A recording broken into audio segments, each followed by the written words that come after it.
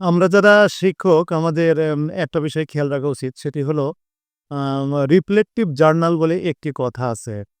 Reflective journal মানে আমরা প্রতিনিয়ত যে কাজগুলো করি আমরা যেকোনো শিক্ষা প্রতিষ্ঠানে স্কুল হোক, কলেজ হোক, মাদ্রাসা হোক, বিশ্ববিদ্যালয় হোক, যেকোনো পর্যায়ের যারা আমরা শিক্ষক তারা আমরা করতে পারি। আমাদের প্রতিদিনের কাজ আমরা কেমন করলাম এটা উপলব্ধিতে নেওয়া।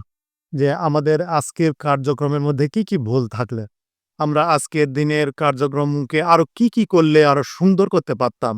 এটি দিন শেষে আমরা যদি মেইনটেইন করি, একটা ডায়েরি মেইনটেইন করি, সেখানে যদি তথ্যগুলা সন্নিবেশিত করি এবং লিখে রাখি, এই আমার দুর্বলতার দিক এবং এই দুর্বলতাকে কাটিয়ে উঠতে হবে এবং এই আমার সম্ভাবনাতে সেই সম্ভাবনাকে আমরা যদি আরো বেশি বেগবান করতে পারি, আরো কাজে লাগাতে পারি, তাহলে কিন্তু আমরা এই পেশাদারিত্বের ক্ষেত্রে আরো সফল হতে পারবো।